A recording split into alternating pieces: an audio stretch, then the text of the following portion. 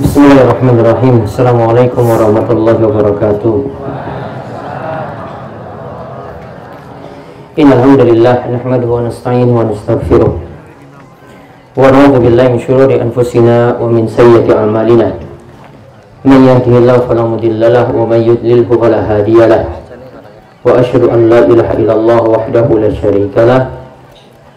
Wa asyhadu anna Muhammadan abduhu wa rasuluh. Allahumma salli ala nabiyyina Muhammad wa ala alihi wa man tabi'ahum bi ihsan ila yaumiddin. Allahumma anfa'na bima 'allamtana wa 'allimna ma yanfa'una wa zidna ilma. Alhamdulillah, para jamaah, Bapak, Ibu-ibu sekalian yang semoga senantiasa dirahmati dan diberkahi oleh Allah Subhanahu wa taala.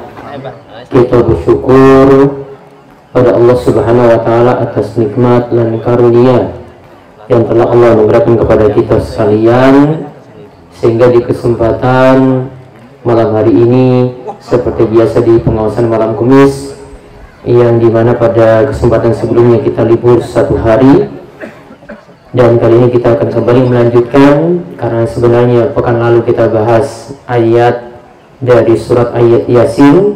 Kali ini kita membahas kelanjutan dari kitab Riyadhus Shalihin yang membahas tentang masalah keutamaan azan. Perlu dipahami bahwasanya kita membahas tentang fadilah-fadilah amal. Hadis-hadisnya adalah hadis-hadis yang sahih, dan nantinya kita gali faedah-faedah dari hadis-hadis tersebut. Ditambah untuk kesempatan kali ini, nanti saya akan sebutkan hadis-hadis juga yang bicarakan tentang masalah kurban.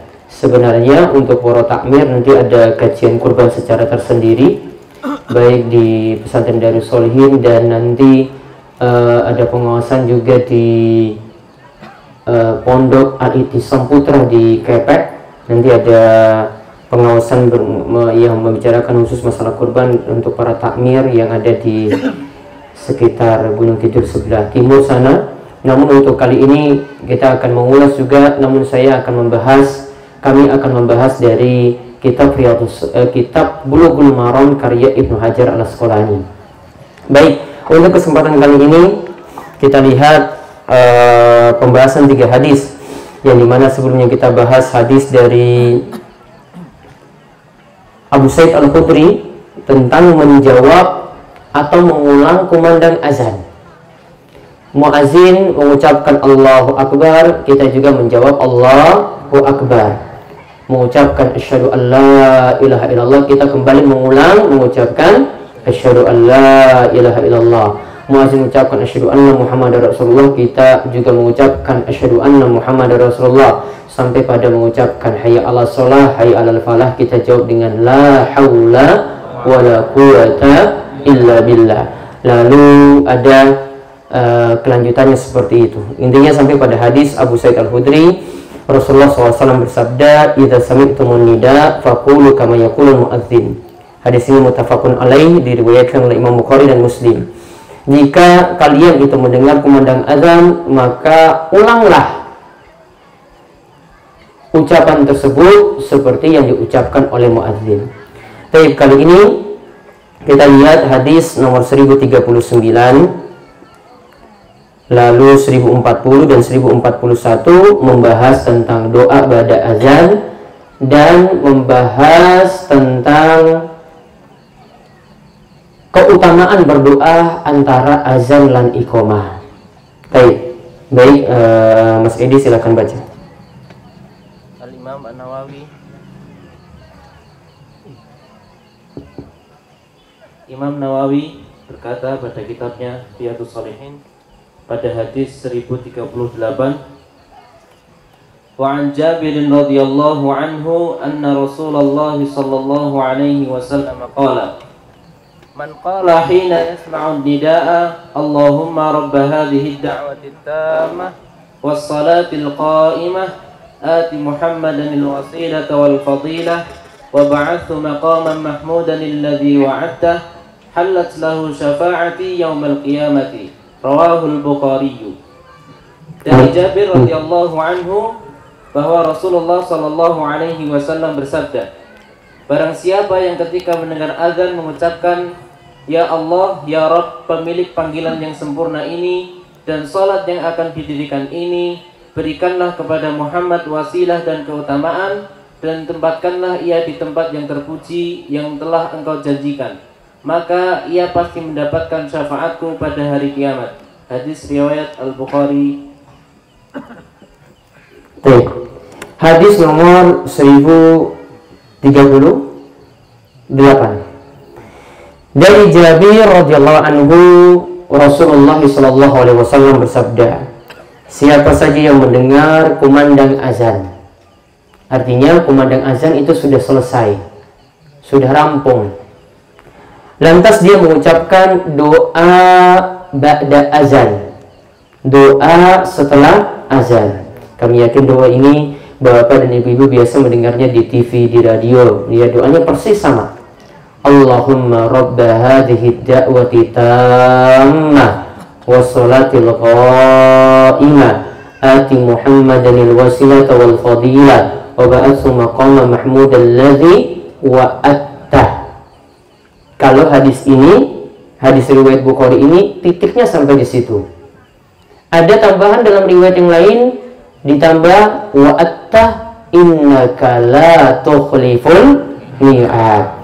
Tentang tambahan ini perselisihan di antara para ulama. Ya, ini tentang masalah hadis yang disebut dengan ziyadatus thiqat. Ziyadatus thiqat ini adalah hadis yang seorang perawi itu menambah kalimat ya yang ini tidak ada pada hadis yang lain. Kadang penambahan ini bisa kita terima, kadang penambahannya tidak bisa diterima.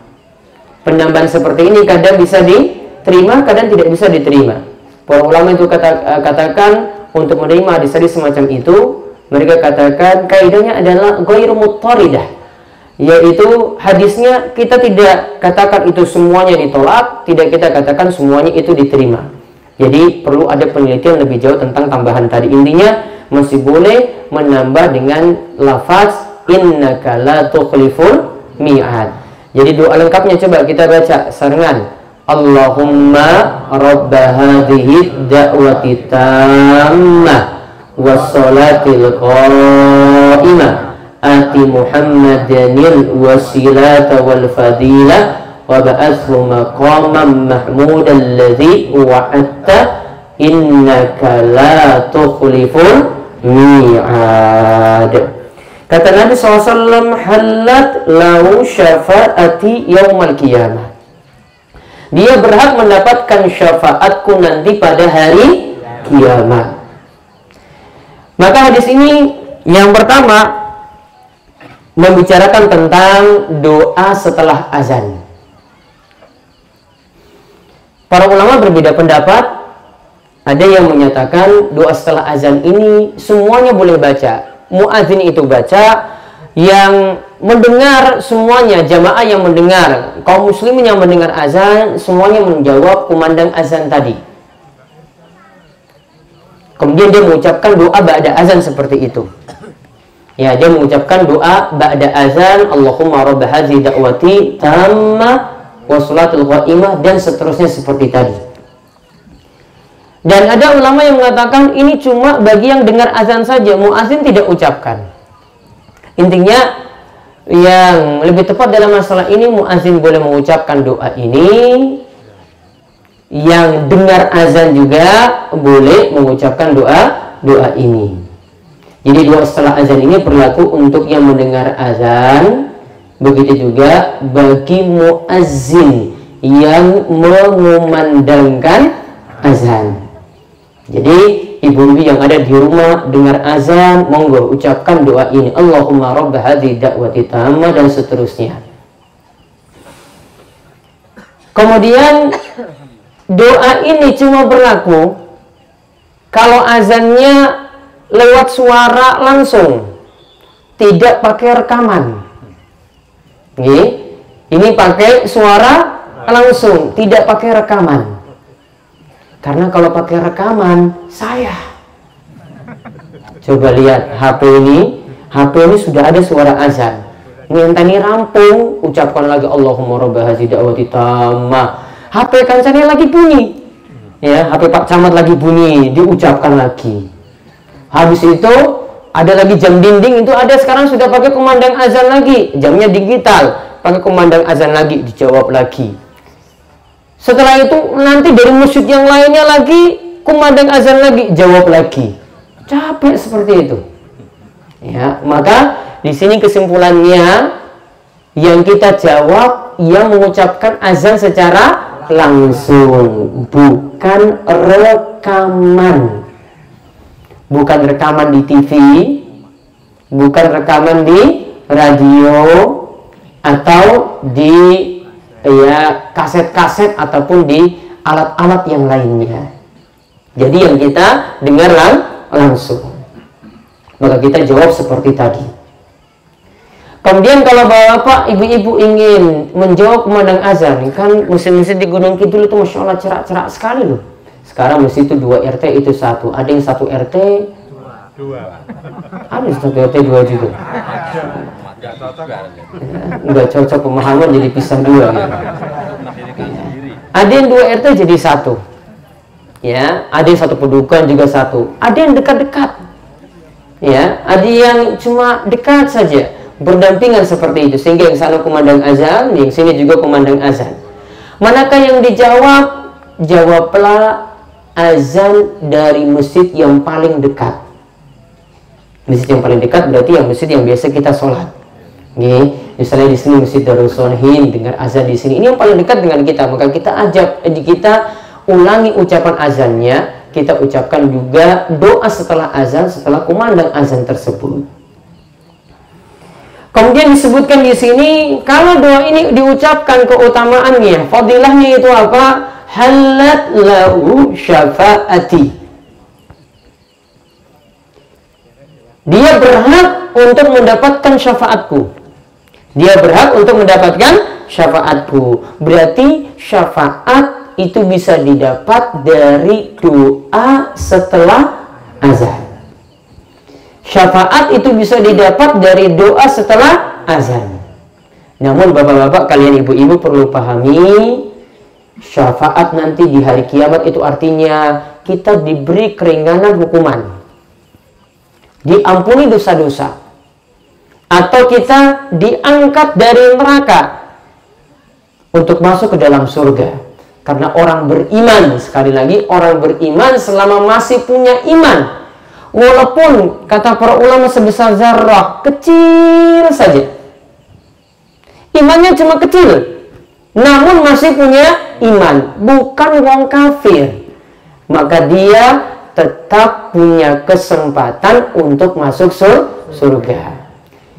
Dia bisa selamat dari neraka tadi, dikenal dengan istilah mendapatkan syafaat. Sebagian pemahaman punya pemahaman keliru. Ada yang menyatakan bahwa syafaat ini ditiadakan. Kalau wong muslim itu sudah masuk neraka, nggak bisa keluar-keluar. Ini pemahaman keliru. Karena di antara hadis yang menyebutkan bahwasanya orang yang sudah masuk neraka berhak dapat syafaat keluar dari neraka, di antaranya hadis Nabi SAW tentang pelaku dosa besar. Apa yang dimaksud dosa besar? Contohnya apa? Syirik ya jelas. Apalagi? Selingkuh, zina, ya, nyolong, mencuri. Ada lagi ya, menipu, berbohong. Ada lagi karena tidak taat kepada suami. Ada lagi membangkang pada pimpinan, pemimpin, pemerintah. Maka kalau orang melakukan dosa besar, ini selama bukan dosa kafir, mungkin masih tiang muslim, maka kalau dia melakukan dosa besar, ada kesempatan juga untuk masuk surga. Kata Nabi SAW, syafaati li ahlil kabair min ummati.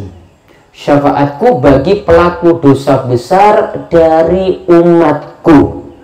Syafaatku bagi pelaku dosa besar dari umatku. Jadi umat Nabi Muhammad masih orang muslim, walaupun dia melakukan dosa besar, masih berhak untuk mendapatkan syafaat.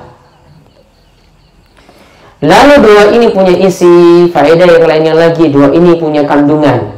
Allahumma rabb hadhihi da'wah.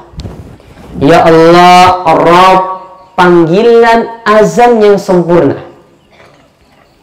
Jadi yang dimaksudkan sini, ya, dakwah di sini maksudnya panggilan, yaitu panggilan azan. Panggilan azan yang sempurna. Artinya panggilan azan ini nanti sampai hari kiamat tidak akan berubah.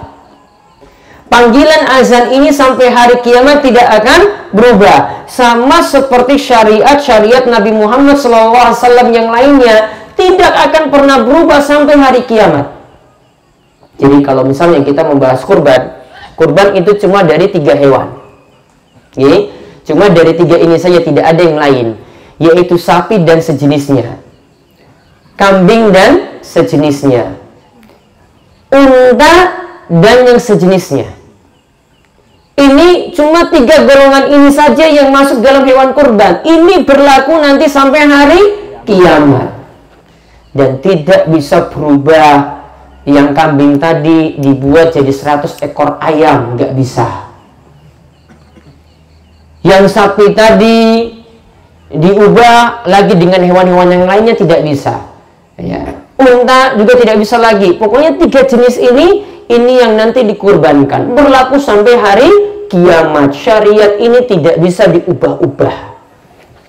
Karena ingat, syariat Islam itu sudah sempurna. Akmaltu lakum dinakum wa atmamtu alaikum nikmati wa raditu lakumul Islam madinah. Aku telah menyempurnakan bagi kalian agama kalian. Agama Islam sempurna. Sempurna, nggak perlu ditambah lagi. Sempurna, tidak boleh dikurang. Jadi yang sudah ada ya seperti itu. Ya? Yang sudah ada ya seperti itu, tidak bisa diubah-ubah lagi. Al-yawma akmaltu lakum dinakum wa atmamtu alaikum nikmati, dan telah aku sempurnakan nikmatku bagi kalian. Wa raditu lakumul Islam madinah, dan aku ridha, kata Allah, aku ridha Islam jadi agama kalian. Artinya agama yang paling diridhai, yang diterima di sisi Allah hanyalah agama Islam. Tidak boleh ganti-ganti agama. Tidak boleh ganti cuma karena dunia. Tidak boleh ganti Islam cuma karena Indomie. Tidak boleh ganti Islam cuma karena air sak tangki. Gak boleh diganti-ganti. Karena Islam itu sudah diridhoi oleh Allah Subhanahu wa Ta'ala. Syariatnya sudah tamat, syariatnya sudah sempurna. Gak boleh ditambah-tambah lagi, gak bisa diganti-ganti lagi. Itulah yang ajaran yang paling Allah Subhanahu wa Ta'ala ridhoi.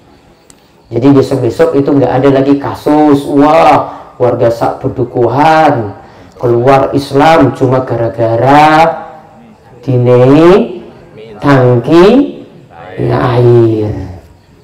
Wah, dapat beras 1 kilo, murtad. Nggak boleh ada berita lagi seperti itu. Itu nggak ada lagi. Itu zaman dulu. Istri cantik juga bisa. Ada juga yang murtad karena istri cantik, macam mana? Istrinya cantik, terus murtad. Itu musibah sekali. Ya. Kalau masuk Islam karena wanita cantik nggak apa-apa. Murtad cuma gara-gara cewek cantik. Kemudian dikatakan lagi wassalatul qa'imah, dan sholat sebentar lagi akan ditegakkan. Artinya kumandang azan ini tanda sholat sudah masuk. Sebentar lagi sholat akan ditegakkan. Maka segera untuk pergi ke masjid. Jangan ditunda-tunda. Sebagian kita terutama di sini yang bapak-bapak, ya ini biasanya nunda-nunda sholat untuk datang ke masjid. Wes azan, wah enteni iklan. Itu lagi mangkat. Wudu, pas iqomah lagi siap-siap sarung, rakaat pertama lagi mangkat, tekan masjid, imam wis salam, assalamualaikum warahmatullah, assalamualaikum warahmatullah, telat. Padahal tadi baiknya kita sudah berangkat ke masjid kalau sudah kumandang azan. Iqomah itu tanda sholat itu sudah ditegakkan. Maka Nabi SAW itu katakan, ya, kalian kalau pergi ke masjid, Nabi katakan seperti ini, alaikum bisakinah wal waqar. Hendaklah mau pergi ke masjid walaupun telat. Ya, walaupun telat. alaikumus sakinah, tenang, nyantai, wal waqar. Jalannya itu santai. Kalau kita pas lagi iqamah, lagi mangkat dari rumah gimana? Lari. Hah? Lari kan? Wah, iki imam iki usaha tahiyat terakhir ini. Ya, tahiyat akhir.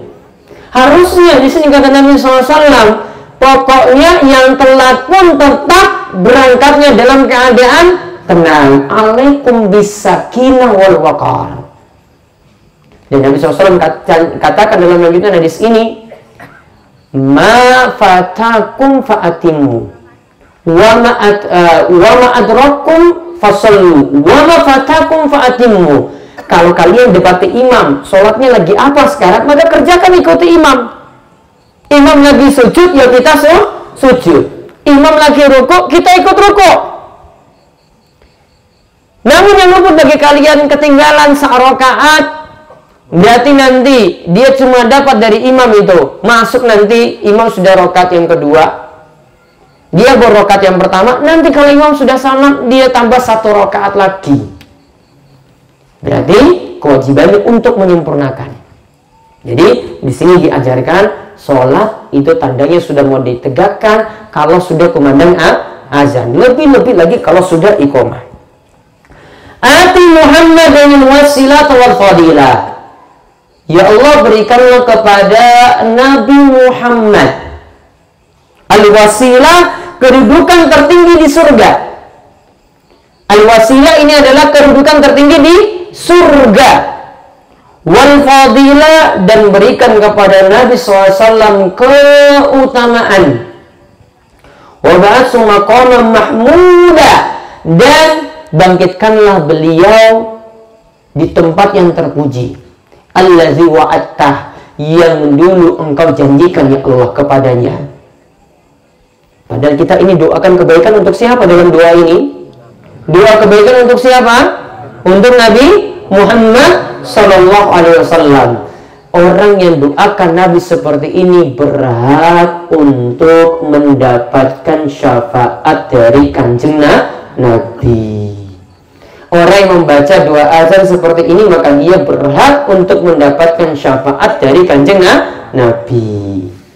Namun sekali lagi, yang pernah saya ingatkan sebelumnya, kalau orang itu ingin mendapatkan syafaat, modal yang paling utama wajib menjauhi kesyirikan, wajib meninggalkan dosa syirik, wajib meninggalkan perbuatan syirik. Apa contoh syirik? Ibu-ibu, apa contoh syirik?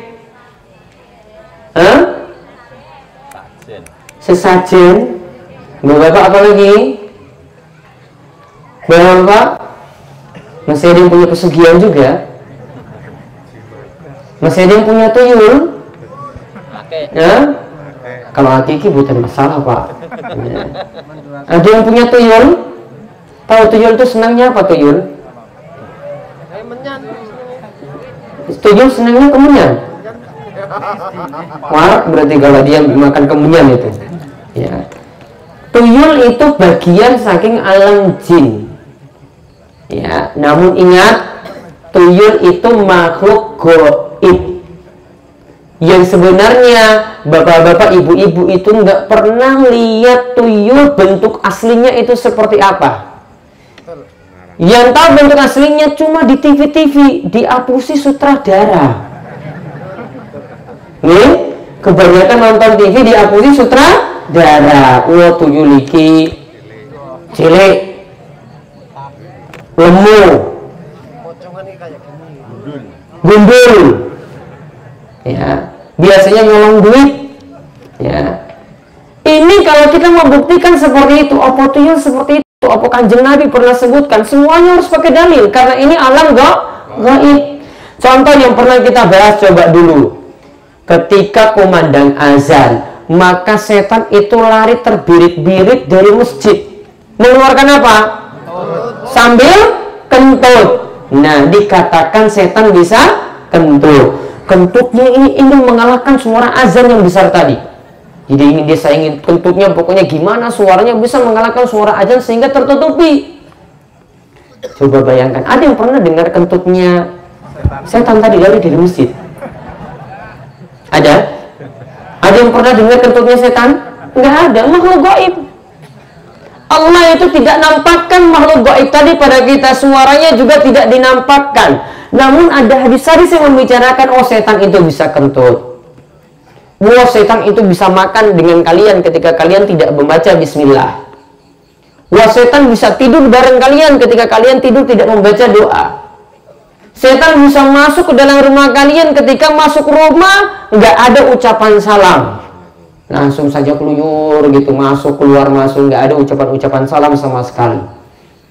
Walaupun cuma rumah sendiri loh. Nih, tetap mengucapkan Assalamualaikum. Mau keluar rumah juga ada doa juga yang kita diajarkan oleh Kanjeng Rasul. Bismillahirrahmanirrahim. La haula wala quwwata illa billah. Dengan nama Allah, alaihi tawakkaltu, aku menyandarkan urusanku kepada Allah. La haula wala quwwata illa billah. Tidak ada daya dan upaya kecuali dengan pertolongan dari Allah Subhanahu wa taala. Maka kalau bapak-bapak ingin keluar rumah, ingin pekerjaannya lancar, baca doa keluar rumah tadi. Tawakalnya, pasrahnya penuh pada Allah. Ingin proyeknya itu lancar, pekerjaannya di kantor itu dimudahkan, baca doa ketika keluar rumah, dimudahkan oleh Allah Subhanahu wa taala. Kemudian doa ini kalau kita lihat membicarakan tentang masalah syafaat, berarti syafaat itu wajib diyakini oleh setiap muslim. Namun sekali lagi, modal yang paling utama wajib menjauhi kesyirikan. Ini wajib, syarat mutlak, nggak bisa ditawar-tawar. Kalau amalan-amalan yang lain, bapak ibu-ibu rajin sodakoh, namun kesehariannya berbuat syirik, tidak akan diterima oleh Allah Subhanahu wa taala. Nabi pernah mengatakan, Allah pernah mengatakan kepada nabinya, la in asyrakta la yahbatanna amalu. Andai engkau berbuat syirik, maka hapuslah amal-amalmu. Andai engkau berbuat syirik, wahai Nabi Muhammad, hapuslah amal-amalmu. Maka dicatat penting, syarat utama kita dapat syafaat, wajib menjauhi dosa syirik. Nah, ini hadis yang menunjukkan doa setelah azan tadi. Ada lagi hadis yang menunjukkan doa setelah azan yang kedua. Masih dia dibaca dari hadis Sa'ad bin Abi Waqqas. Hadis 1040. Wa an Sa'ad bin Abi Waqqas radhiyallahu anhu 'anil Nabi sallallahu alaihi wasallam annahu qala man qala hina yasma'ul muadzin Ashhadu an la ilaha illallah wahdahu la syarika lah wa anna Muhammadan abduhu wa rasuluh raditu billahi rabba wa bi Muhammadin rasula wa bil islami dina ghufira lahu dhanbuhu. Rawahu Muslim. Dari Sa'ad bin Abi Waqqas radhiyallahu anhu, Nabi sallallahu alaihi wasallam beliau bersabda, barang siapa yang ketika mendengar muadzin mengucapkan, aku bersaksi bahwa tidak ada ilah kecuali Allah yang Esa, lagi tidak ada sekutu baginya, dan Muhammad itu adalah hambanya dan utusannya. Aku ridha Allah sebagai Rabbku dan Muhammad sebagai nabiku, serta Islam sebagai agamaku, maka ia pasti diampuni dosanya. Hadis riwayat Muslim. Baik. Hadis nomor 1040, hadis dari Sa'ad bin Abi Waqqas dari Nabi SAW. Siapa yang mendengar azan, setelah azan dia ucapkan bacaan ini bacaan yang lainnya. Jadi ingat, di dalam amalan-amalan kita ada bentuk doa-doa beraneka ragam. Buktinya, bapak-bapak, ibu-ibu, ketika mengawali sholat ada yang baca doa iftitah, wajahtu wajhiya lillazi. Ada? Wonten nggih? Wonten. Ada yang baca Allahumma ba'id baini wa baina khotoyaya dan seterusnya. Ada yang baca Allahu Akbar kabira. Ada? Ada. Bentuknya bervariasi. Maka ada beberapa amalan-amalan kita bentuk bacaannya itu bervariasi, boleh memilih bacaan apapun. Nih, boleh memilih bacaan apapun. Yang pakai Allahumma ba'id baini ya monggo. Yang pakai wajhatu wajhil ladzi ya monggo. Ada juga yang memulai dengan subhanallah dan seterusnya. Ada bacaan yang diawali dengan subhanallah. Ini yang paling ringkas. Ya, ini juga dipersilakan. Bacaannya bervariasi, macam-macam. Ya, maka boleh ganti. Kadang kita baca itu juga boleh ganti dengan baca doa iftitah yang lain. Bahkan kalau kita punya bacaan yang beraneka ragam, bacaan yang berbeda-beda, itu lebih bagus daripada cuma satu bacaan. Karena Rasul berarti punya bacaan yang berbeda-beda ketika itu. Nah, kemudian di sini dikatakan bacaannya asyhadu an la ilaha illallah wahdahu la syarikalah wa anna Muhammadan abduhu wa rasuluh raditu billahi rabba wa bi Muhammadin rasula wa bil islami dina. Asyhadu, aku bersaksi bahwasanya tidak ada sembahan yang berhak disembah selain Allah. Wahdahu la syarikalah, tidak ada sekutu bagi Allah Subhanahu wa taala. Wa anna Muhammadan abduhu wa rasuluh, dan Muhammad itu adalah hamba dan utusan Allah Subhanahu wa taala. Raditu billahi rabba, aku ridha Allah sebagai Rabb, sebagai Tuhan kita. Wa bi Muhammadin rasulah, dan aku ridha Muhammad sebagai rasul kita. Dan aku ridha wa bil islami dina, dan aku ridha Islam sebagai agama kita. Siapa yang membaca seperti ini, dosa-dosanya yang telah lalu itu akan diampuni. Dosa-dosanya itu akan diampuni. Berarti ada doa setelah azan yang keutamaan yang menghapuskan dosa. Dan terutama yang di sini yang kami ingin jelaskan, kalimat ini bahkan sering kita ucapkan, raditu billahi rabba wa bil islami dina wa bi Muhammadin sallallahu alaihi wasallam nabiyya wa rasulah. Artinya apa di sini? Kita ridha Allah sebagai Rabb kita, Allah yang mencipta, Allah yang memberi rizki, Allah yang mengatur alam semesta. Kita ridho Islam sebagai agama kita. Artinya Islam ini sebagai jalan hidup. Kita ridho Nabi Muhammad Sallallahu Alaihi Wasallam sebagai Nabi kita. Berarti tuntunan dari Nabi itulah yang kita ambil. Tidak mengambil ajaran yang lain. Ajarannya wes baku. Ajaran yang Nabi SAW sudah sampaikan sangat-sangat jelas. Ikuti ajaran Nabi kita Muhammad Sallallahu Alaihi Wasallam. Jadi kalau menyebut seperti itu harus yakini Allah Rabb kita. Maka rizki kita tidak pernah minta pada selain Allah. Kalau kita yakini juga seperti itu, Islam jadikan jalan hidup kita. Ingin mendidik anak, ambillah ajaran Islam. Ingin sukses di dunia dan akhirat, ambil jalan Islam. Ingin bekerja, juga ambillah syariat-syariat Islam. Karena syariat Islam itu mengatur pekerjaan kita juga. Jangan sampai mengambil pekerjaan yang haram. Maka kalau ada yang punya toko, nggak boleh jual barang-barang haram, nggak boleh. Nggak boleh yang punya toko itu jual miras, tuh nggak boleh. Nggak boleh ada yang punya warung jual barang-barang yang terlarang, tidak boleh. Nggak berkah walaupun dapat untung. Ya, walaupun dapat untung. Mau jual lotre ke, mau jual nomor ke, nggak boleh. Walaupun untungnya akan diiming-imingi besar. Ya, pokoknya setiap barang yang haram diharamkan untuk diperjualbelikan. Maka kata Nabi SAW, man haruma ya haruma samanu. Kata para ulama, ya, apa yang diharamkan maka upahnya jual belinya juga haram. Misalnya lagi bentuk bangkai. Misalnya sapi ini wis mati, ya, nggak disembeli, kena penyakit, mati. Sebagian kita tetap ingin golek untung. Tetap dijual atau tidak?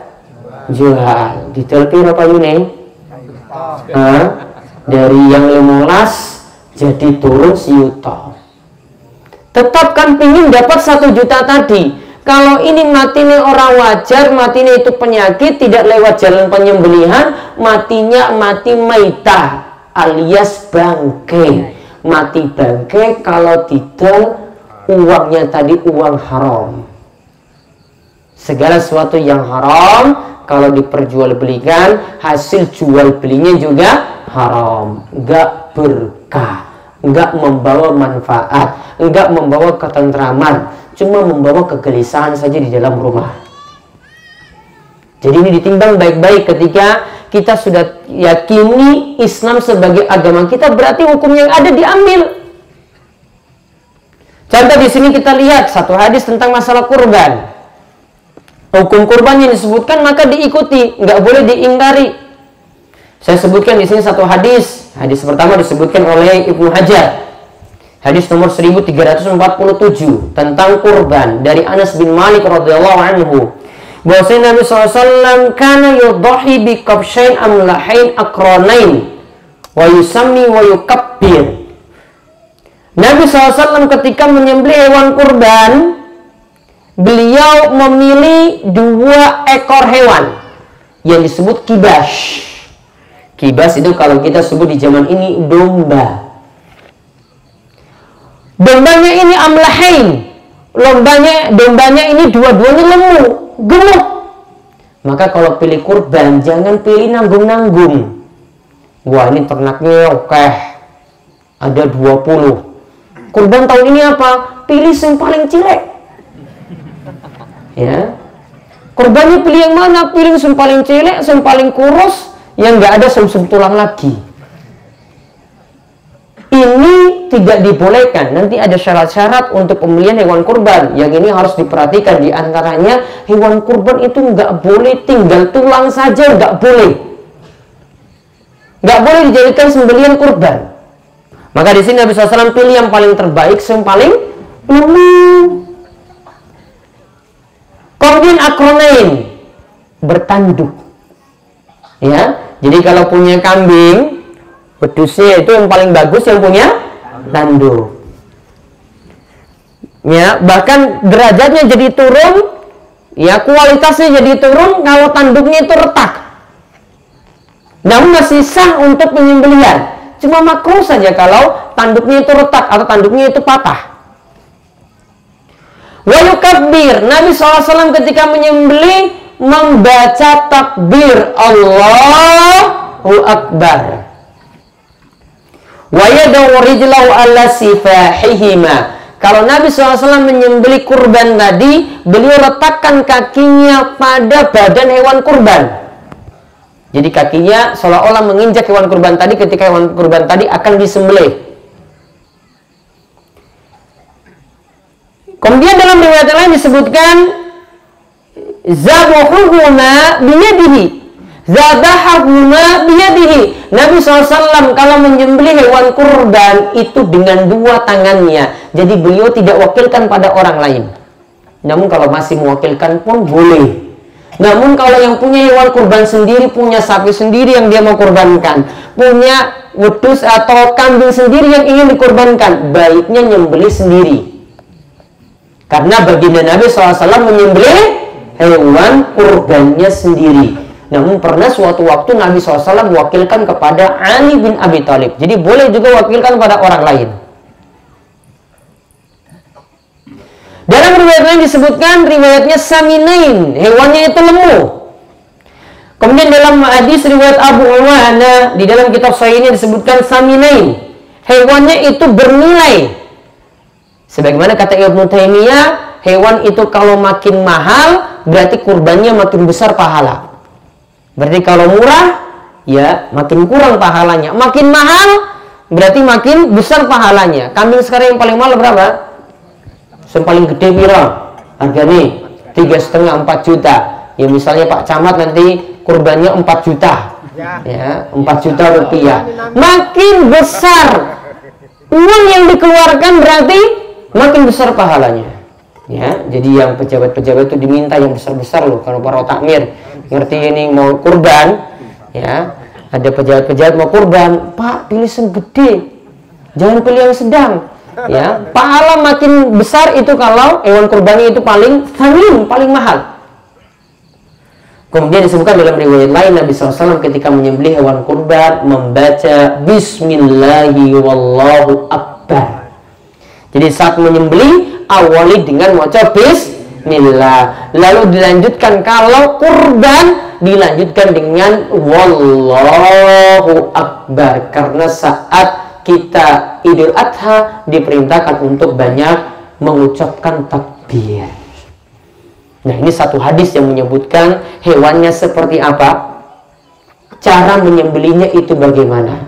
Sehingga kalau dilihat tadi, ya ini diantara tata cara kita menyembelih hewan kurban. Nanti hadis-hadis yang lainnya insya Allah kita akan bahas di kesempatan selanjutnya. Selanjutnya kita lanjutkan dengan tanya jawab, namun wonten pengumuman. Yang pertama, untuk kajian Ahad pagi sing bapak-bapak biasanya pada subuh langsung, nanti dipindah ke kajian di Blok O Janti, ya. Jadi biasanya ikut kajian Ahad pagi, nanti disiapkan kendaraan dari sini, sholat subuh di sini, bar subuh langsung jalan. Kemudian untuk tablik akbar, kita akan mengadakan kajian tablik akbar, kajian akbar.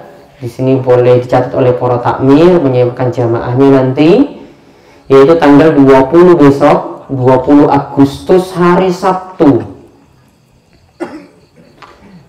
Kita diminta di sini kalau bisa lebih awal datang, dimohon datang mulai dari jam 2. Nanti akan disediakan makan siang. Nasi kotak disediakan, ya. Jadi jamaah bisa langsung datang. Nanti insya Allah akan disediakan 5.000 nasi kotak, ya. Karena diperkirakan jamaah hadir seperti itu. Oleh karena itu, mohon bisa datang lebih awal. Nanti sholat asar kita bareng-bareng, boleh jadi di lapangan, boleh jadi di masjid. Nanti dilihat kondisi. Kemudian ibu-ibu nanti juga kita sediakan tempat untuk sholat. Jadi asar semuanya nanti insya Allah bisa sholat di sini. Ibu-ibu bisa bawa rukuk, bisa bawa mukena. Kemudian yang terakhir di Wara, dari dulu ini terkenal dengan olahraga voli. Jadi akan diadakan turnamen voli, dari luar-luar monggo silahkan datang. Ya, namun kalau lawan orang Wara itu biasanya yang luar-luar itu kalah. Iya, ini paling jago nih yang kira loh Pak. Orang percaya tenangnya. Tanya coba, mau tim manapun mau lawan sini itu nggak bisa menang. Ya. Kalau kita kalah ya mungkin nggak bisa keluar dari sini. Yang pokoknya harus menang. Ya, nanti difasilitasi oleh pesantren Darus Sholihin. Di lapangan ini akan digunakan untuk turnamen voli kecuali malam Kamis. Malam yang lainnya digunakan untuk turnamen sampai nanti tanggal 17 dan seterusnya, kecuali tanggal 17, tanggal 19, 20 karena mau digunakan tadi untuk kajian. Yang mau hadir monggo silahkan, ya. Nanti ada pertandingan hiburan nanti mungkin terakhir ketika malam final, nanti bapak-bapak sepuh di sini melawan bapak-bapak komite, ya, bapak camat dan lain-lain. Ya, hadiahnya ada Pak, ya. Jadi nanti tolong menyiapkan diri, ya. Kemudian di tempat yang lainnya saya yakin ada lomba-lomba seperti ini pula. Kami mengingatkan saja, tolong bisa menjaga ketertiban, terutama yang kami tahu di sini yang berada di Kiri Sekar. Di Kiri Sekar ini akan mengadakan turnamen lomba sepak bola, lomba voli, ya, dan olahraga yang lainnya. Kalau di zaman dulu, kalau sepak bola itu pasti rusuh, ya.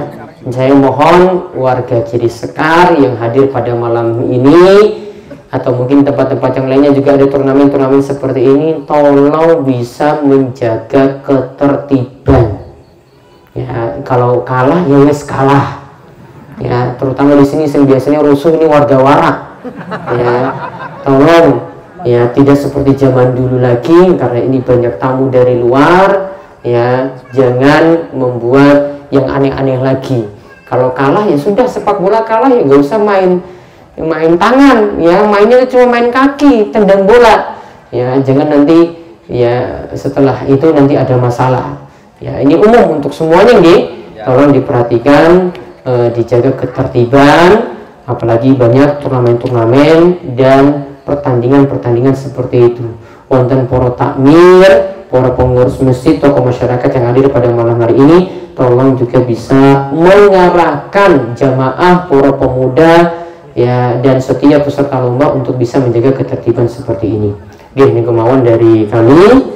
Dan untuk sunatan masal sekali lagi tetap ada seperti yang kami umumkan dahulu. Nanti para takmir akan kami berikan formulir untuk pendataan, nanti akan disiapkan secara khusus ya, jadi tolong disosialisasikan, diumumkan kepada para jamaah yang ingin anak-anaknya di sunat masal pada bulan Desember ketika libur semester, tolong untuk segera didata. Nanti formulirnya nyusul insya Allah. Ini kemauan. Ada pertanyaan, monggo.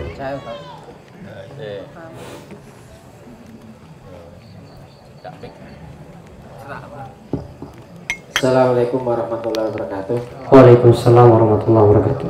Pertanyaan di luar tema malam hari ini, Ustadz. Yang saya tanyakan tentang kematian atau yang sekarang baru gencarnya eksekusi mati. Ini dalam Al-Quran diterangkan bahwasanya kalau manusia ini wajib yang menyabut nyawanya itu adalah Allah melalui malaikatnya. Tapi kenapa orang-orang ini ada namanya eksekusi mati? Termasuk sekarang baru gencar-gencarnya Freddy Budiman sekarang menjadi di Lawyer Club, semalam itu menjadi perdebatan. Ini bagaimana cara hukum Islam itu kembalinya ke hukum Islam, Ustadz? Karena yang membunuh memang mati, yang membunuh adalah seseorang atau entah itu pasukan Brimob atau siapa yang membunuh itu, entah Islam atau tidak, mau menjalankan sholat atau tidak tahu. Ini kembalinya ke hukum Islam itu bagaimana, Ustadz? Supaya masyarakat ini tahu, tidak simpang siur. Sekian, terima kasih. Assalamualaikum warahmatullahi wabarakatuh. Waalaikumsalam warahmatullahi wabarakatuh. Monggo jamaah lain. Ya, ini dulu. Ini pegang mic dulu, monggo. Ibu-ibu siap, ibu-ibu. Assalamualaikum warahmatullahi wabarakatuh. Waalaikumsalam warahmatullahi wabarakatuh. Ada 3 hal yang akan saya tanyakan. Yang pertama tentang hubungannya dengan sholat. Tadi diterangkan oleh Ustadz bahwasanya kita wajib mengikuti semua gerakan yang dilakukan oleh imam. Kemudian yang akan saya tanyakan tentang masbuk.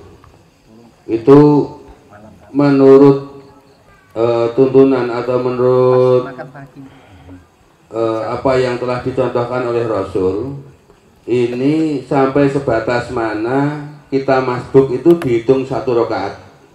Apakah kalau tidak mengikuti atau tidak mendapatkan Al-Fatihah sudah tidak dihitung 1 rakaat, atau sampai pada gerakan mau rukuk atau gimana? Ini mohon dijelaskan. Kemudian yang kedua, doa setelah adzan. Tadi ada 2 yang sahih, yang diriwayatkan oleh Bukhari dan Hasan. Ini mohon untuk dijelaskan ini agar nanti tidak terjadi kesalahpahaman bagi kami. Ini kedua-duanya dibaca atau cukup yang Allahumma rabbati da'wati tamah, dan atau kedua-duanya termasuk raditu bidah. Yang ketiga tentang korban dan akikoh. Banyak di masyarakat kami ini melakukan akikoh itu orangnya sudah tua, bahkan ada yang mengakikohi dirinya sendiri. Tapi saya juga pernah dengar bahwasanya akikoh adalah dilakukan pada 7 hari setelah kelahiran. Ini yang paling benar menurut hadis yang sahih, ini yang mana? Kemudian tentang korban, ini seandainya saatnya bersamaan antara akikoh dengan korban, itu yang didahulukan yang akikohnya atau yang korban? Terima kasih. Assalamualaikum warahmatullahi wabarakatuh. Waalaikumsalam warahmatullahi wabarakatuh. Ibu-ibu ada ibu-ibu. Wonten mic-nya pun. Ibu-ibu. Ustaz, maaf di luar tema. Saya mau tanya tentang salah satu hadis arba'in yang ada kata wahudhiya bil haram, itu ketika seorang anak dinafkahi oleh ayahnya dengan uang yang haram, apakah dia salah satu termasuk dalam yang golongan orang-orang yang doanya tertolak? Ya. Baik. Jadi orang tuanya bekerja haram, apakah anaknya itu doanya tertolak? Baik. Ibu-ibu yang lainnya monggo. Assalamualaikum warahmatullahi wabarakatuh. Waalaikumsalam warahmatullahi wabarakatuh. Ketika sholat berjamaah, makmum perempuan, suara perempuan itu kan aurat. Iya. Ketika imam selesai membaca Al-Fatihah, bagaimana cara makmum perempuan ini mengamini? Apakah cukup dalam hati saja atau boleh mengeluarkan suara amin? Iya. Pertanyaan yang kedua, bagaimana cara atau tips-tips seorang istri agar bisa menghargai atau menghormati suami? Karena kebanyakan seorang istri itu kan kalau sama suami itu selalu ngeyel. Cocok. Cocok pengalamannya. Cocok, Bu. Boleh? Cocok, Bu. Dan kebanyakan bapak-bapak itu selalu mengalah di hadapan istri. Wow, masya Allah. Cocok lagi, Bu. Bagaimana cara agar istri itu bisa mengalah atau lebih menghormati suami agar tidak ngeyel? Itu tips-tipsnya bagaimana? Iya. Iya. Pertanyaan yang ketiga, di bulan Ramadan itu kan banyak sekali istilahnya kebaikan-kebaikan dalam bulan Ramadan. Ketika seorang muslim meninggal di bulan Ramadan, apakah ia akan mendapatkan keistimewaan tertentu? Demikian pertanyaan saya. Assalamualaikum warahmatullahi wabarakatuh. Waalaikumsalam warahmatullahi wabarakatuh. Taib, yang pertama tentang eksekusi mati. Ini ada 8 pertanyaan. Ada yang dieksekusi mati, padahal yang nembak itu algojonya langsung. Ya, sudah ada yang petugas untuk nembak. Apakah dapat dikatakan bahwasanya yang melakukan penembakan itu berarti dia yang mencabut nyawa? Itu sama dengan istilah seperti kita kalau ketemu semut nakal, ya, kita keplek mati. Bapak yang bunuh nggak? Ya, iya, bunuh kan? Bunuh. Namun yang mencabut nyawanya siapa? Ya malaikat. Dan ini sudah ada takdirnya pula. Jadi eksekusi mati tadi dilakukan pada orang yang punya tindak pidana yang berat, kemudian dieksekusi mati. Ya sudah, yang petugas dia tembak. Namun yang mencabut nyawanya siapa? Malaikat tadi. Sama seperti orang yang ketabrak mobil kemudian mati. Yang membuat dia mati itu siapa? Ya orang yang nabrak, sebab. Namun yang mencabut nyawanya siapa? Malaikat, atas perintah dari Allah Subhanahu wa taala. Jalan ceritanya seperti itu. Jadi semuanya itu pakai takdir. Ada yang mau ditembak pun ada yang nggak mati. Coba lihat kisah yang disebutkan dalam kisah surat Al-Buruj tentang Ashabul Ukhdud. Ada seorang pemuda yang dicoba dibunuh beberapa kali, dilempar dari gunung yang tinggi, nggak mati. Ingin ditenggelamkan di tengah lautan juga tidak mati. Sampai dia minta kepada raja, kalau kamu ingin bunuh saya, ikuti cara saya. Ikuti caraku. Kumpulkan orang-orang semua di sini dalam jumlah yang banyak. Kemudian ambil busur panah. Kemudian ketika ingin memanah, tarik panah tadi, kemudian sambil mengucapkan Bismillah Rabbil Gulam. Dengan menyebut nama Allah, Tuhannya pemuda ini. Ditariklah busur panah tadi, kemudian kena pelipisnya, mati. Siapa yang nembak tadi? Ya, raja tadi, manusia. Dia cuma melakukan sebab, namun nyawanya bisa diambil dari mana? Ya Allah yang mengambil nyawanya tersebut lewat perantaraan malaikat. Jadi ceritanya seperti itu. Jadi tadi cuma sebab saja. Ada yang ditabrak berulang kali nggak mati, karena Allah belum tentukan takdirnya di situ.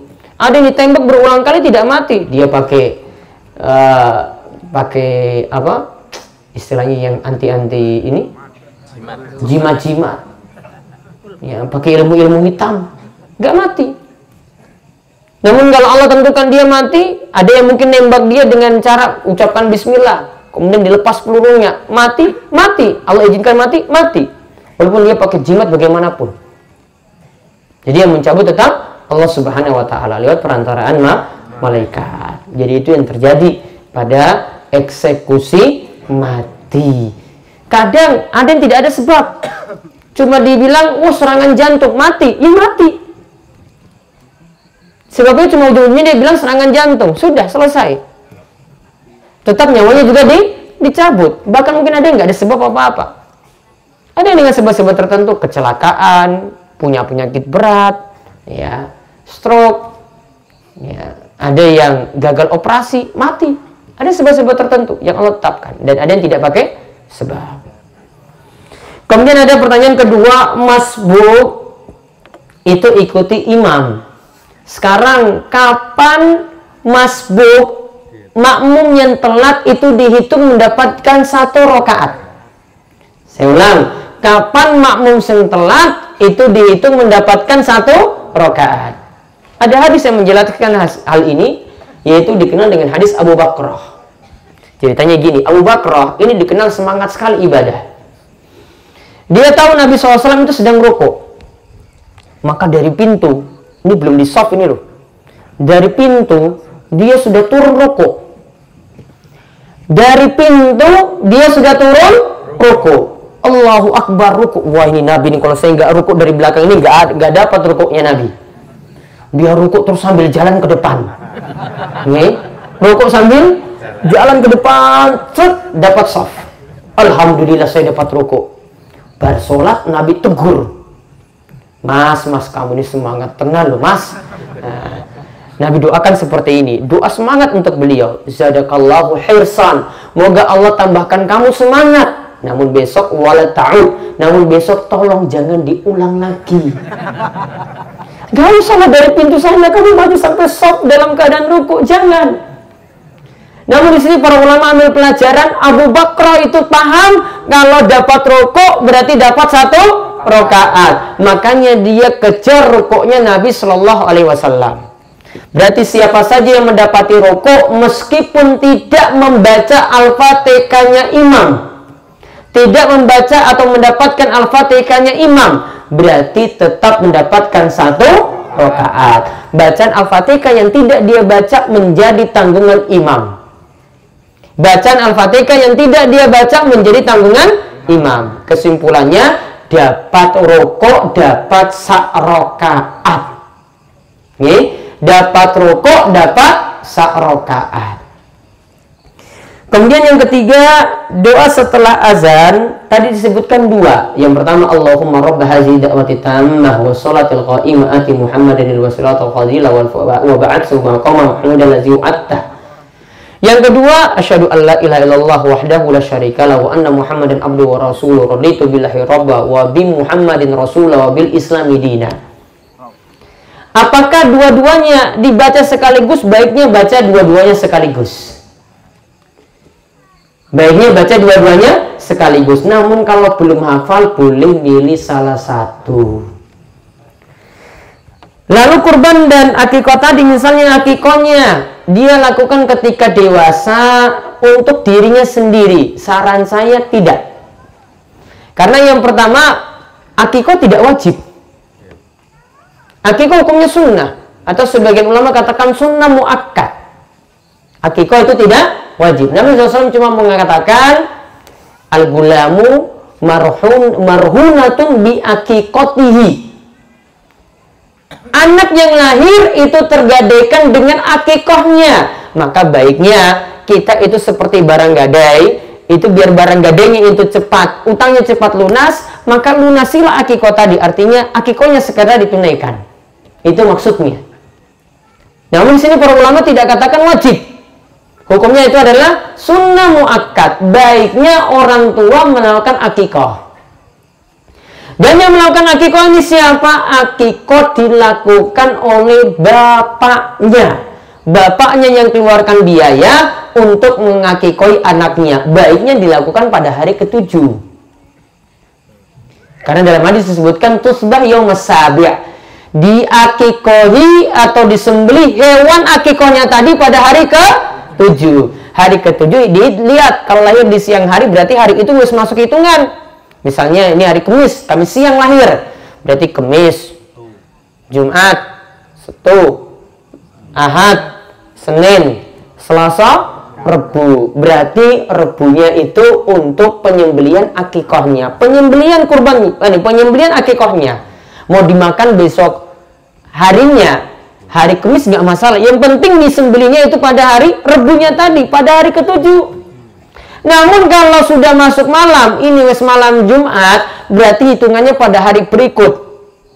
Ya, berarti hitungannya dari Jumat, Sabtu, Ahad, Senin, Selasa, Rebu, Kamis. Berarti akikahnya pada hari Kamis. Nah, kalau melakukan pada saat kita dewasa gimana? Sebagian ulama katakan seperti itu, namun baiknya tidak. Kalau sudah dewasa sudah gugur. Namun sebagian ulama katakan boleh melakukannya untuk dia akikahi dirinya sendiri. Jadi anaknya ini yang biayai. Kami nilai ini kurang tepat. Dan kalau berdalil dengan hadis Nabi SAW, Nabi pernah mengakikahi dirinya sendiri ketika dewasa. Hadisnya dhaif, sehingga tidak bisa dijadikan sandaran hadis. Jadi baiknya sebelum dewasa sudah diakikahi. Kalau nggak mampu, yang sunnah tadi jadi gugur. Kalau orang mampu, akikahnya tadi jadi gugur. Karena Islam itu tidak membebani orang di luar kemampuannya. La yukallifullahu nafsan illa wus'aha. Allah tidak membebani manusia di luar batas kemampuannya. Mampunya cuma bisa misalnya akikahnya laki-laki, anak lanang itu lahir cuma 1 ekor kambing, ya sudah akikahnya dengan 1 ekor kambing. Memang asalnya 2, namun kalau mampunya cuma 1, ya tetap diakikahi dengan 1. Tidak ada masalah, karena untuk 2 tadi hukumnya sunnah. 1 saja dipenuhi, itu sudah dikatakan telah menyembelihkan hewan akikah tadi untuk anaknya. Kalau akikah dan kurban dilakukan bareng, itu boleh menurut sebagian ulama. Namun baiknya dilakukan kurbannya sendiri, akikahnya sendiri. Berarti misalnya ini pas hari ke-7, pas juga dengan Idul Adha. Berarti bisa memilih akikahnya dilakukan sendiri 1 ekor kambing misalnya, ditambah dengan kurbannya 1 ekor kambing, jadi 2 dia sembelih. Kalau mau disatukan gimana?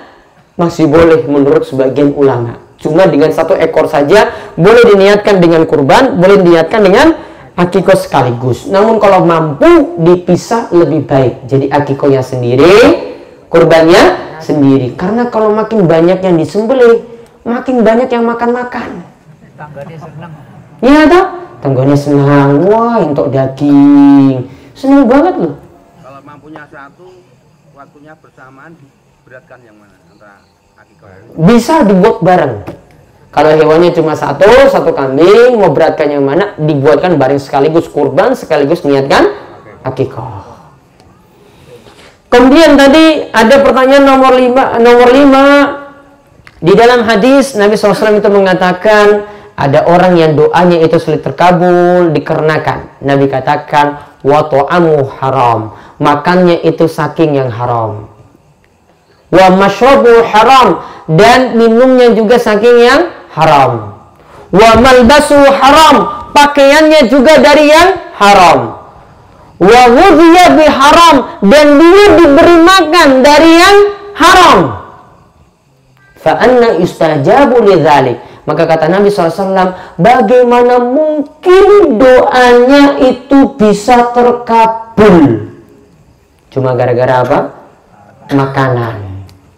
Cuma gara-gara penghasilan. Membuat sulitnya doa seseorang itu terkabul. Kalau yang ditanyakan di sini, gimana kalau anak? Anak itu cuma diberi dari orang tua. Sedangkan penghasilan orang tua itu penghasilan yang haram. Maka di sini para ulama katakan dilihat dari dua tinjauan. Yang pertama, kalau anak itu tidak punya pekerjaan apa-apa, cuma bergantung sama bapaknya. Sedangkan bapaknya punya pekerjaan yang haram, maka bapaknya saja yang mendapatkan dosa. Karena anak tidak ada jalan lain kecuali dapat nafkah dari orang tuanya.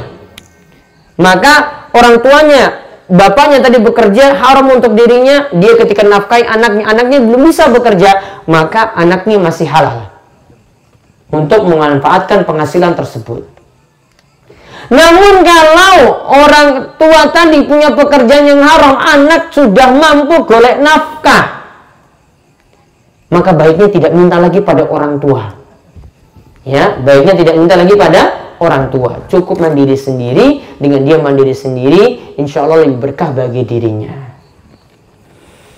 Kemudian untuk sholat jamaah bagi makmum perempuan, ketika imam mengucapkan ghairil maghdubi alaihim waladhdallin, apakah makmum perempuan itu mengeraskan bacaan amin seperti laki-laki?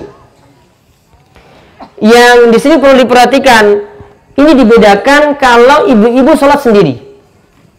Kalau ibu-ibu sholat sendirian, di sampingnya itu ada laki-laki yang lewat, laki-lakinya ini bukan mahramnya, bukan muhrimnya istilah kita, ya, maka baiknya tidak dikeraskan bacaan aminnya. Sama seperti bacaan Al-Fatihahnya juga tidak dikeraskan. Ini kalau sholat sendiri. Namun kalau dia sholat bersama jamaah laki-laki, apalagi ada suaminya di situ juga, dia sholat jamaah di belakang bersama dengan jamaah bapak-bapak, bersama dengan jamaah ibu-ibu, maka laki-laki mengeraskan bacaan aminnya tadi, amin. Ibu-ibu juga boleh mengeraskan bacaan aminnya. Yang tadi kita katakan tidak boleh itu kalau ibu-ibu itu sholat sendirian, suaranya cukup lirih, kalau dia melihat ada laki-laki yang bukan mahramnya di samping kanan kirinya. Namun kalau sholatnya berjamaah, bapak-bapak nanti keraskan bacaan amin, jamaah ibu-ibu juga keraskan bacaan amin. Karena seperti ini tidak timbul godaan. Kemudian pertanyaan yang ke-8 dulu, saya lompat. Bagaimana kalau ada yang meninggal dunia di bulan Ramadan? Ini sama halnya seperti ada yang meninggal dunia pada hari Jumat. Dia meninggal pada hari yang baik. Bulan Ramadan itu bulan yang baik, bulan yang bagus. Hari Jumat juga adalah hari yang bagus. Meninggal pada bulan tersebut kita doakan mudah-mudahan husnul khatimah. Namun tetap tidak menunjukkan, wah kalau dia ini main judi pas mati ini ku hari Jumat, wah berarti dia orang baik. Tidak menunjukkan demikian. Ya, dia berselingkuh. Kok tiba-tiba mati ini pas hari Jumat? Ya, mungkin pas lagi selingkuh, berselingkuh ketabrak mobil hari Jumat. Ya. Ini tidak menunjukkan orangnya itu baik. Cuma kita katakan tadi, kalau ada yang berpapasan harinya meninggalnya itu hari Jumat atau pada bulan Ramadan, kita doakan itu mudah-mudahan husnul khotimah. Masya Allah, meninggal pada hari yang baik. Meninggal pada hari yang baik. Namun kalau melihat orang per orang ternyata kelakuannya jelek, tidak bisa kita katakan, wah ini orang ini bagus sekali, selingkuh kok mati hari Jumat. Anugerah. Ini bukan anugerah. Ya. Pokoknya sudah maksiat ya sudah, kita cuma banyak-banyak doakan seperti yang diajarkan dalam doa Nabi ketika sholat jenazah. Ada doanya seperti ini, in kanat sholihatan, jika orangnya in kana sholihan fazid fi hasanatihi, jika dia itu yang meninggal itu adalah orang yang baik, ya Allah tambahkanlah kebaikan untuk dirinya. Ini dibaca di Setelah takbir ketiga ada doa yang bunyinya seperti ini. Wa in kanat sayyi'atan, jika dia ini in kanat sholihan fazid fi hasanatihi wa in kanat musian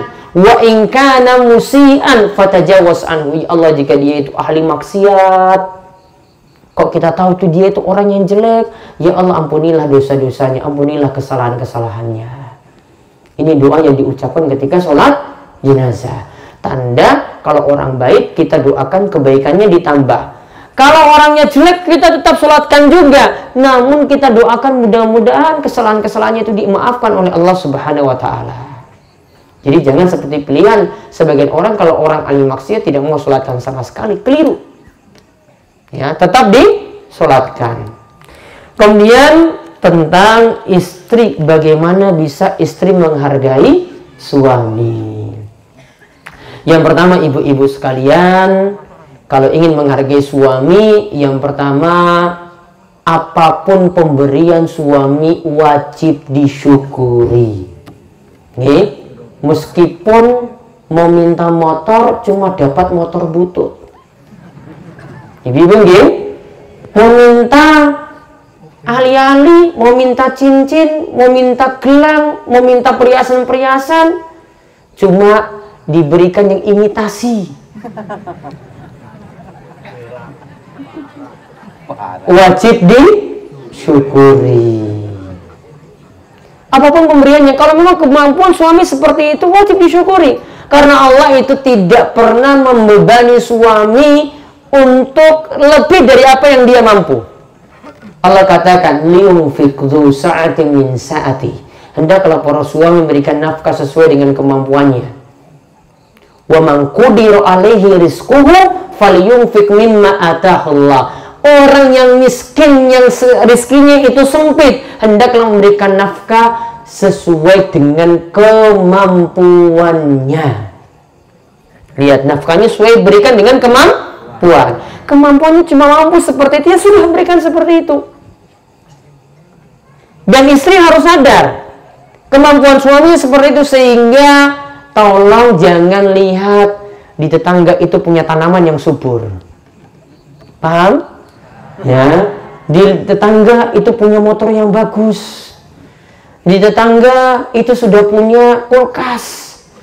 Di tetangga itu sudah punya TV yang luar biasa.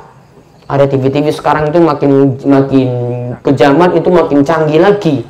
Gak usah pakai belakangnya itu boxnya itu besar, cuma pakai layar tipis saja itu sudah bisa nyetel TV. Kalau kita punya cuma hitam putih, ya sudah. Nggak usah juga lihat tetangga yang punya motor. Wah, motornya wes, ya Masya Allah, motornya itu di atas 20 juta. Kita cuma kurang mampu tuku second. Secondnya juga di starter itu sudah minta ampun, pengen nangis. Mau pengen pengajian, mogok terus. Tolong perhatikan keadaan suami. Ini suami itu rata-rata ada yang kerjanya itu pas-pasan, sudah buruh juga itu keringatnya sudah keluar, namun penghasilannya cuma seperti itu. Tolong hargai suami. Nih, tolong hargai suami. Apapun yang diberikan suami wajib disyukuri. Yang kedua, apapun yang diberikan suami, pandai-pandai mengucapkan terima kasih. Nih, pandai-pandai mengucapkan terima kasih.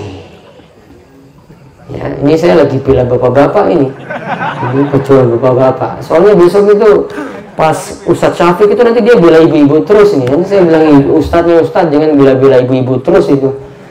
Ya, ibu-ibu dibela terus saya sama Ustadz Syafiq besok loh ini. Iya, ini dibela ibu-ibu terus nih, aduh. Hancur kita bapak-bapak besok. Ini orang sama mana bapak-bapak. Ini besok ini Ustadznya bela ibu-ibu terus ini. Ini favoritnya ibu-ibu. Jadi ibu-ibu itu disanjung terus. Wah, gantian ini saya ini bawa bapak diangkat ini ya. Jadi ucapkan terima kasih. Terima kasihnya bagaimana? Apapun yang diberikan tadi, ucapkan matur nuwun mas, sudah diberikan begini. Ini jarang loh ucapkan terima kasih seperti itu ibu-ibu. Ya sedikit kalau dapat, ya wah suami itu paling pelit. banget. Tambah banget lagi. Padahal sudah diberi. Makanya Nabi SAW itu katakan, ini tipenya perempuan itu, modelnya perempuan itu, ya. Kalau hujan itu sudah sepanjang tahun, dari Januari sampai November misalnya, sampai Desember, satu hari saja hujan nggak turun, ya, dia katakan pada suaminya, wah mas, kamu itu suami yang paling pelit, padahal satu kali saja tidak diberi. Padahal satu kali tidak diberi. Itulah yang Nabi SAW katakan, ya, dalam hadis, wanita itu kufrun bil ashir. Wanita itu kufur kepada suami. Orang tahu bersyukur pada suami. Maka rajin-rajin untuk berterima kasih dan pandai bersyukur. Dan yang ketiga, ingin pandai menghargai suami, nambah ilmu, nambah amalan, dan juga nambah doa. Doanya bagaimana? Banyak-banyak doakan suaminya ketika kerja biar selamat. Ada suami yang pergi kerja, dia banting tulang untuk istrinya, pulang-pulang sudah mati. Ada suami seperti itu. Dan di rumah, istri cuma bisa komentar saja, komentar macam-macam. Suaminya berjuang keras, ada yang jatuh sakit seperti itu. Banyak-banyak doakan, suaminya pergi kerja, didoakan. Mudah-mudahan suami itu selamat sampai di tempat kerja. Bawa pulang rezeki yang halal tadi. Memberi makan istri dengan makanan yang halal, memberi makan anak-anak juga dengan makanan yang halal. Didoakan seperti itu, suaminya itu didoakan. Maka nanti suami itu didoakan istrinya supaya istrinya juga dapat berbakti dengan suami dengan baik. Istri juga rajin-rajin doakan suami, dua-duanya itu saling mendukung dalam doa. Ya, jangan jadi istri yang Nabi SAW sebutkan dalam doa. Hadis ini diriwayatkan oleh Imam Ad-Darqutni dalam kitabnya Kitabud Doa. Hadisnya dikatakan oleh Syekh Al-Albani, hadisnya maqtu', terputus cuma sampai pada tabi'in saja. Namun riwayatnya riwayat yang sahih. Ya, di antara doanya isinya seperti ini. Jangan jadi suami seperti ini, jangan jadi istri seperti ini. Sifatnya apa? Didoakan oleh Nabi SAW, Allahumma inni a'udzubika min zawji tushayyibuni qabla al-masyib. Ya Allah, aku berlindung kepadamu dari pasangan yang membuatku cepat beruban. Padahal belum tua, belum masanya itu beruban, namun sudah beruban, banyak pikiran. Yang suami mikir istrinya itu minta macam-macam, terus jadi dia kerja, umur 30 tahun, sudah ubanan, sudah keningnya ini apa? Mengkerut seperti wong tua. Padahal lagi 30, mas gue kenapa? Wah, istriku itu minta macam-macam terus, jadi sudah kelihatan sepuh. Padahal belum saatnya sepuh. Ada juga suami yang pelukan istrinya, marah-marah terus di rumah. Istri masaknya kurang enak, ya mbok dipuji sedikit saja. Ya, Nabi SAW itu kalau lihat makanan yang beliau itu nggak senang, kalau makan beliau tinggalkan, nggak pernah beliau banyak komentar. Nggak bilang kepada istrinya, wah apa nggak pernah bisa masak yang enak. Nggak pernah seperti itu. Sampai-sampai Nabi SAW ketika diberi lauk cuma cuka. Ngerti cuka nggih? Iya. Mungkin dia bawa keluar tiwul terus tambah cuka itu biar ada rasa. Nabi SAW katakan seperti ini loh. Coba lihat Nabi SAW ketika katakan seperti ini. Ni'mal udumu al-khallu, ni'mal udumu al-khallu. Sebaik-baik lauk, Masya Allah cuka.